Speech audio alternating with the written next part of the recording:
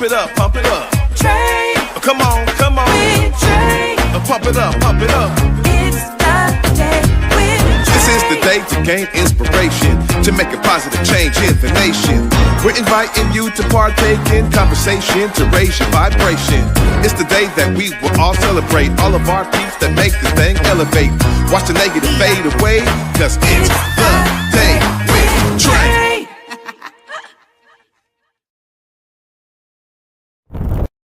Grand Rising, everyone. Welcome to the Day with Trae. I'm your host, Trae Holiday. I get to welcome you to a fun-filled Friday. And you know what? It's definitely going to be fun as we have O'Nell Agossa on the show, coming from Canada, but also I met him in South Africa, y'all. Amazing author of this book that is Curiosity and Me. So we're going to be talking about how he's explored the topic of curiosity in his book. And I'm really grateful to have him joining us via the link in this virtual opportunity. So, of course, I'm always glad when you also join us, audience. You know, thank you so much for tuning in. And this is a perfect time for you to tag the show and help us grow. Just share it with others who you feel could benefit from our daily dose of dopeness we work to give you here on the Day with Trae. And of course, if you can't watch us, you can always listen to us as well, anywhere you find your favorite podcast. Just search Converge Media Network and the Day with Trae. You'll find us there. Now, before I get into it with O'Nell, I got to say, you know, the exploration of childlike imagination is something that I've really been working to incorporate in my life as a daily practice. You know, meditation partnered with visualization is really what manifestation is all about. And there's so many books and people speaking about manifestation, but what's beautiful is there are ancient practices that really help to guide you when you are new to that understanding and when you want to learn more about how to achieve the things that you are looking to achieve in your life.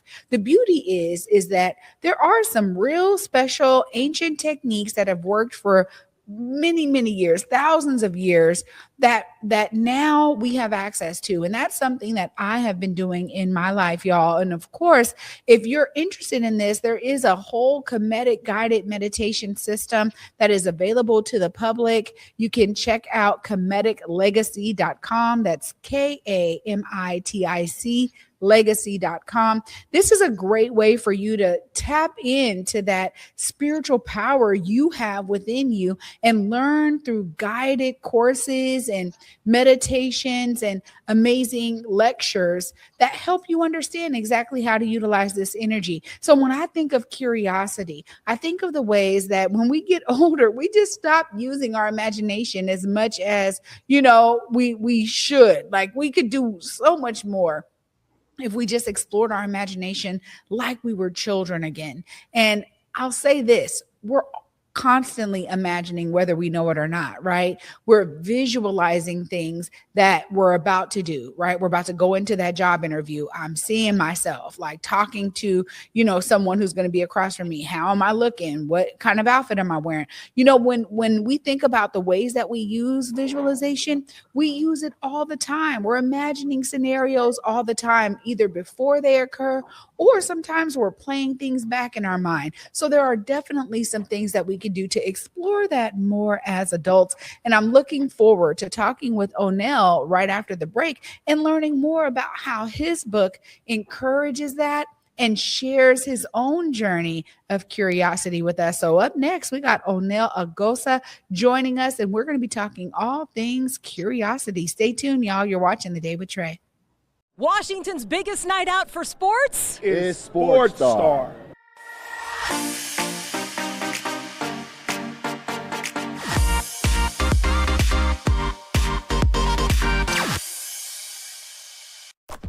Are you ready for a day of culture, creativity, and competition? The 12th annual Reign of Style event is happening Sunday, March 1st at the Seattle Center Exhibition Hall. Prepare to witness some of the Northwest's best barbers, stylists, and makeup artists throw down for the reigning stylist title and the $1,000 grand prize. We'll see you there.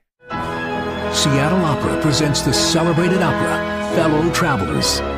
A powerful love story with a ravishing score, Fellow Travelers is called a gay la boheme, named a critic's pick by the New York Times. Fellow Travelers evolved from book to opera to a popular Showtime TV series. Don't miss Fellow Travelers, on stage February 21st through March 1st at McCaw Hall. Details at seattleopera.org. Welcome back, y'all, to the David Trae. I'm your host, Trae Holiday. Joining me right now, we have author of Curiosity and I. Let Curiosity Guide You, O'Nell Agossa. Hi, O'Nell. Hi, Trae. How are you? I'm doing well. How are you? Doing good. It's been quite a whirlwind over the past few weeks. A lot of book-related events. Just sharing a little bit about this book and being back home here in Canada. But all good. A lot of fun events. Have a book launch event next week, or in a couple of days, which is going to be nice to just celebrate with family and friends. So it's been very good, actually. It's been good. Oh, awesome. I'm glad you can be with family as you embark on this journey of getting the book out there into the world. Tell us a bit about the background that brought you to say, this is a piece I need to write. Tell us about that journey. No, it's quite interesting. I mean, the past 3 years for me have been quite a bit about exploration and becoming a bit open with the idea of just saying yes to whatever my heart desired and felt like doing. And I would say the opportunity to write the book came to me more than I sought that opportunity. And when it arrived and it was something that I could do, my own curiosity kind of got awakened. And I often joke and I tell people, this book is a physical manifestation of myself letting my own curiosity guide me. So that's the inspiration behind the book, just the sheer excitement about the novelty and actually committing on the journey of doing something like this that just felt like it was setting my soul on fire a little bit. I would say this, I knew I would enjoy writing. The fact that I found a lifetime passion is quite beautiful as well. Yeah, along that journey, as curiosity was guiding you, it's great to hear that you found your love of writing. But this book right here, it's set in a very particular way. While it is kind of sharing your own journey of curiosity, tell us about what readers gain in the way that you positioned the work of curiosity in the book. Yeah, so as you've seen in the book, curiosity is personified, and I really wanted to stress that relational element, and you have that in the title, actually, Curiosity and I. The title makes sense for me because I wrote the book, so in many ways I went on that own journey myself. But when someone else holds the book, it's almost like I view it as curiosity and you. And my perspective is this book is an amazing opportunity, I hope, for any and every reader to redefine their relationship with their own curiosity. And the reason I personified curiosity was to give that opportunity for every single person who pick up the book to go on this adventure with a personified version of curiosity and discover for themselves where they are with their curiosity and what it would mean for them to intentionally practice curiosity in their own circumstances. So that's really what I hope people get out of this book. Yeah, when we think about curiosity, it can go a lot of different ways, right? Because oftentimes, when people think of what curiosity actually is, it's some type of thing in the mind where, you have the desire or the interest in something, or you want to learn something or know something, right? And so there's a lot of different ways that curiosity can be explored. Tell us a bit about how it was for you in your journey and how it's depicted in the book. Yeah, so it's quite interesting because there are a lot of research in behavioral science that looks at what curiosity actually is. You could use more specific, scientific terms. You could say epistemic curiosity, for example, which is just literally the dopamine rush you get when you're able to kind of solve a puzzle, find an answer to the question that you wanted. A lot of adults would go a lot more after that because it's a lot more rational. And it's more, I'm curious about how this works. Let me actually go get the information and close the gap in information that I have. You have perceptual curiosity, which is something that a lot of children actually experience. For example, think about the first time you realize your parents could lie and actually that they're doing it on purpose. So perceptual curiosity is about the information, and what I thought I knew about the world around me has completely been shattered by new information. And now I'm kind of forced to be curious about what does that mean from my vision of the world. So that's kind of the behavioral science side of things. I took a slightly different approach where what I was hoping for the reader to view is that curiosity is actually a companion, a guide, almost like a voice that is there with you at all time, but also that curiosity is a practice. And through the book, we explore curiosity towards self, so inward curiosity, and curiosity towards the world and other people, so outward curiosity. And at the end of the day, for me, what I'm hoping they get out of this relationship with this personified version of curiosity is that to be curious about yourself, to be curious about the world and people around you is a lifelong practice that we need to embrace. And as we do that, we get better over time. Yeah, this is really great. Thank you for breaking down the various versions of it. And it's interesting because, a lot of folks don't know that, right? Like don't understand the nuances of curiosity and how it's looked at from a behavioral science perspective. So I really appreciate you uplifting that. But also too, what's interesting to me is that, there's a way that people are now receiving this work.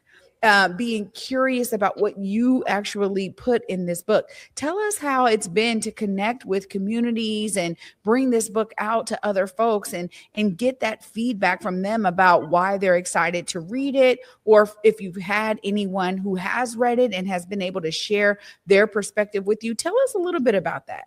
Yeah, it's been probably the most amazing thing that I've received in terms of just feedback of something that I've done. When you write, you have an aspiration, and my aspiration was never a number of copies to be sold, right? I will give this work as much attention and effort so that it can get in the hands of many people as possible, because I do think it has an interesting and powerful message, and I know there's something good that could come out of this for anyone who reads it.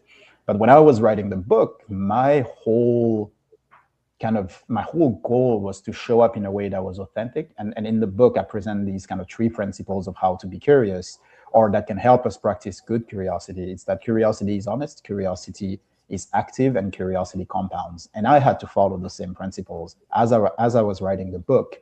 So to get real feedback from real readers, I remember a week after the book came out, someone messaged me and say, "Hey, I just started reading the book. It's been a few chapters, but I just want to say thank you for the honesty, the level of vulnerability and relatedness that the way you write really brings out of my own experience. I see a lot of myself in this book. I'm able to actually step in the shoes of the protagonist." And that meant a lot. Another one of my friends said, I actually had no issue with my relationship with curiosity. I could actually quite define that. But what I didn't have was proper language to actually interact with my own curiosity. And that person said, the book gave me language to be able to do that. And as any author would love to receive, the biggest compliment is, I will definitely read this book again. and then to say, he said, because although I finished the book, I don't think the book is finished with me.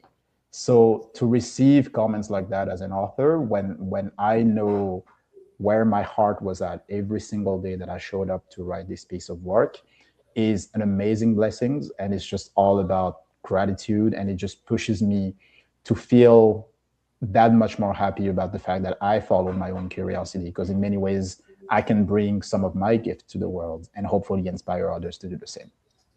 I'm so grateful that we connected while I was in South Africa. It's beautiful to hear how people are receiving this work that you have done, this book, because, I was excited to get my copy, right?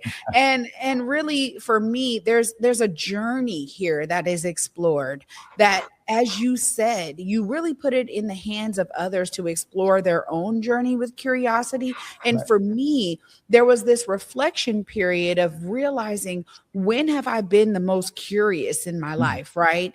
And so much of that has been like, I wanted to understand like spiritual principles and different practices. And that was a part of my life that has now become such a staple of my life. The curiosity of that, like it helped me reflect back on my own journey, because sometimes you don't identify pieces of your own story right. as opportunities where you were curious, right? And it took you on this specific journey. It took you down, and you look back and it's like, wow, I've been on this journey for 10 plus years and didn't realize like it was because I was curious. So I really couldn't wait to talk to you to share that, because it was such a great reflection. And that is, a testament to how you've written this work, where it allows people to go back and have those moments where they're identifying curiosity in their own lives. And then it was like, oh, wow, there is, an exception of curiosity at some point in your life where you say, I'm going to be curious about this next thing. It was like, okay, what's my next journey of curiosity look like for me? So, O'Nell, I have to thank you for that, because it was really special to, take in your work and remember and reflect on my own life. My heart is full of gratitude and love. Thank you. This means a lot to hear. And I think for me, to your point, that's exactly what curiosity is about, and why I think it's such a powerful guide and principle to use in life. True, honest curiosity, what I love about it is that it pulls you back to the present moment. And at the end of the day, the present moment is the space where everything happens. And when we are curious, we learn to become aware of the changes that are happening each and every moment inside of us. And for me, that's life. Right. And you don't want to miss on that. And I think for many of us, because we're running from one thing to the next, or we're so caught up sometimes on the milestones and getting to a certain point, we often forget the most important part, which is the journey. I'm not saying outcomes aren't important. Have goals, have outcomes, but really true curiosity will help you observe every single moment of that journey. And for me, that's where most of the value lies. So that's also something I'm really hoping a lot of the readers are able to reflect on a little bit as they read this book. Well, it's great to hear you say that too, because I think you've put so much in there that allows the exploration of this. In some cases, it's like, do I have a pathway to be curious? And it encourages the readers to really explore those pathways. To your point, I think so many folks, especially in adulthood, we get, on our jobs, we have our families, we get into these routines that oftentimes don't open up opportunities for us to dive into that curiosity. But what's great about the exploration of it is when you do find things along the journey. So I appreciate you really uplifting that it's about that journey and not necessarily a destination, right? Which in most cases, if you're truly exploring curiosity, you have no idea what that destination even is. And so it's every single moment of the journey that really makes it what it is. And that was something that I experienced. So I appreciate you saying that. And I love that you already have that as something you're looking forward to, for the reader, because the way that you positioned it allows people to do that. It allows them to have that self-exploration. So that's why I opened up talking about imagination, because I want to ask you that connection between curiosity and imagination. Have you thought of that as well? Yeah, and I think that's how, this book is kind of part fiction, part memoir, right? So if you look about the structure of the book, I almost use fiction as the canvas on which I could paint both fictional elements and kind of that imagination piece and real life stories. And the real life stories are obviously based on some of my own experiences and people that I've met along the way. But I've never wrote the book to say, read about stories of my life, me, O'Nell, because it's so interesting that you need to. No, it was more about selecting specific pieces of story that I think spoke to very specific human experiences, human emotions, thoughts, feelings that I would say pretty much anyone in our shared humanities have experienced: fear, grief, pain, love, right? The good, the bad, the ugly. And those stories help move forward the narrative plot as well, because you do have a protagonist, which I hope the reader can step into and become I quite early on. And then they go on this journey with curiosity. And that's where I wanted to have a bit of fun, right? It's like, does curiosity, number one, can curiosity actually have a voice, a personality, something that we can get attached to properly, as opposed to a nebulous concept?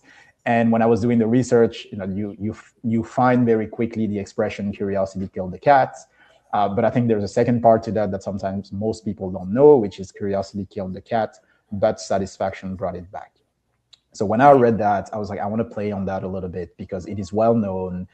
It is an interesting idiom that we've had for a very long time. So I decided, you know what, curiosity will be, for the most part, in an animal form, and will be a cat. And what I wanted, the reason I took an animal form is because it just felt a bit more mystical, right? And it felt more appropriate for this concept that, to your point, is quietly steering us at the back of our lives, our decision, our non-decision, but we're not always aware of that. So that's why curiosity became a cat. And as you've seen through the book, it can also change different forms here and there. And the reason I decided to do that is because there is an overarching theme in the book around the concept of curiosity, which is almost the universal law is that everything changes. Everything is in constant movement, and we are too. And to be really curious is actually, or at least curious towards self, is to observe that change and be an active participant of that change. So it was fitting that curiosity, for example, could change also along the way in terms of form. And throughout the book, the protagonist and curiosity are in what they call the inner realm. And that inner realm, I gave it no boundaries and went full fiction, because I think that's what curiosity is about. It's about exploration. It's about imagery. It's about metaphor. And I really wanted to give myself full reign to create that and make that part of the book for the reader. Wow, O'Nell. I mean, you put so much thought into this, and I'm truly grateful. It's works like this that really help to push us forward as a collective. As people read this, they start exploring it. They understand that there are these nuances in their own lives that they can dive deeper into just by having the opportunity to sit back and experience what you have written. So there's so much here, so much richness. Of course, folks are going to want to know how they get the book and how they can explore their own curiosity journey. Let them know. Yeah, I mean, Curiosity and I is available worldwide on Amazon. That's the easiest way to find it. You can just type, my name, O'Nell Agossa, Curiosity, and I, let curiosity guide you. It's an amazing book. The cover looks a little bit like a journey. You can see it here. That's the best way to get it. And most importantly, what I would say, Trae, is for me as an author, I want to learn. I want to hear back from people. So if anyone who's listening to this actually pick up this book, it's not that hard to find me online, whether it's Instagram, LinkedIn, whatever that is. But don't be a stranger. You would be surprised by how much it means for someone to hear back from you about their work. That would mean the world for me. So not only get the book on Amazon, but most importantly, if you feel like it, please, if your curiosity pulls you to it, reach out to me. I will make time and discuss all of this with you. Wow, that's really special that you're providing that kind of time for folks, because I'm going to tell you, be ready to get flooded, O'Nell, as long as you're ready for that, my friend. Well, thank you so much for joining us today. You have truly inspired us to go on our own journeys of curiosity. I'm so grateful that you decided to really take the time, put this information in this book from your own curiosity, your personal journey, mixed with that fiction. The way that you did it is amazing. Kudos to you. And I look forward to connecting in the future with other works, or as we explore this even more, because there's ways that you could take this into the schools, into corporate places. I mean, there's a lot of applications for what you have created, O'Nell. So thank you again for all of your work. And I look forward to connecting soon. I appreciate it. And thank you for being curious about me and giving me this platform. Absolutely. Oh, wow. You guys, I mean, seriously, Curiosity and I, let curiosity guide you. He said it's easy to find on Amazon. Make sure you get your copy today. I'm going to wrap all this curiosity talk up right after this short break. Stay tuned. You're watching The Day with Trae. Seattle Opera presents the celebrated opera, Fellow Travelers. A powerful love story with a ravishing score, Fellow Travelers is called A Gay La Boheme, named a critic's pick by the New York Times. Fellow Travelers evolved from book to opera to a popular Showtime TV series. Don't miss Fellow Travelers, on stage February 21st through March 1st at McCaw Hall. Details at seattleopera.org.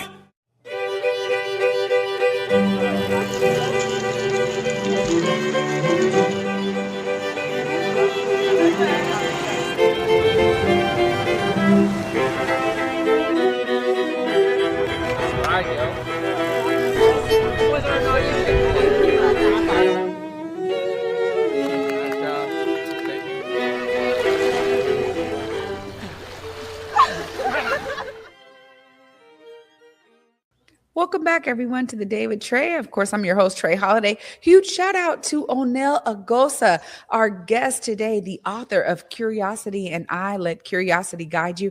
I promise y'all, I was so excited to get my copy, and it is truly an exploration that allows you to do some self reflection on your own journey of curiosity. Oftentimes, we don't think about this, y'all, and it's something that is so special. When I started making connections and realizing just how much I was like the protagonist in the book, exploring my own forms of curiosity and what that's brought to my life. So I'm encouraging y'all to make sure you get your copy today, available everywhere on Amazon. So let curiosity guide you by getting Curiosity and I, y'all. Huge shout out to O'Nell. And thank y'all so much for watching. Of course, this wraps up the week, but I'll be back with you. And until Monday at 11 a.m., y'all.